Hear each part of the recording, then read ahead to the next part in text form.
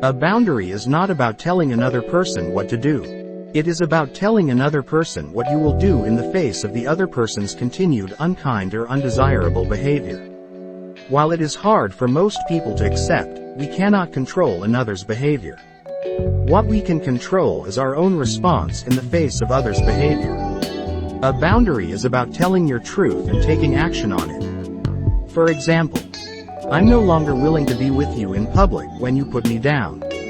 I will leave and take the car or a cab home. I'm no longer willing to be late to events because of you being late.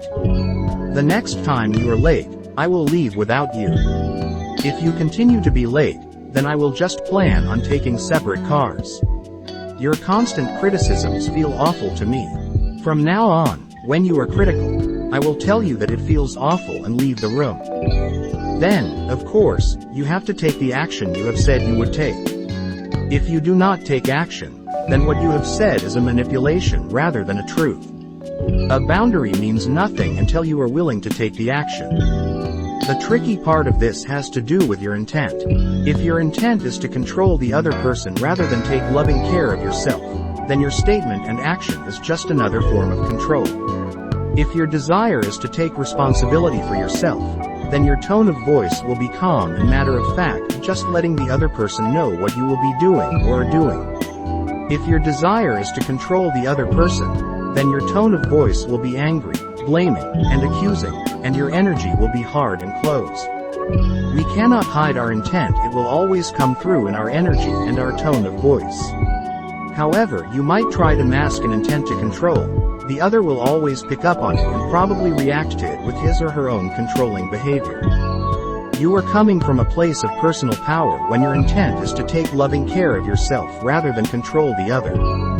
Since you cannot ultimately control another, trying to will leave you feeling frustrated and powerless.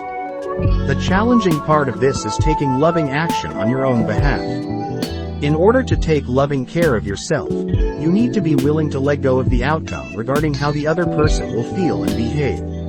If you are focused on controlling how the other person will feel in the face of your actions, then you will not be able to take the loving action. If your focus is on the other person, such as, he will feel hurt and angry if I leave the party, or she will be furious with me if I leave without her, or he will feel rejected and tell me I am running away from conflict if I leave the room when he is critical, then you will be unable to take the loving action. Only if you are in compassion for yourself will you be able to act on your own behalf. Compassion for yourself means that you are 100% willing to take responsibility for your own feelings rather than trying to get someone else to do it for you, or rather than trying to control another's feelings. It means that you are willing for the other person to be upset with you rather than continue to be treated unkindly. People tend to mirror how we treat ourselves.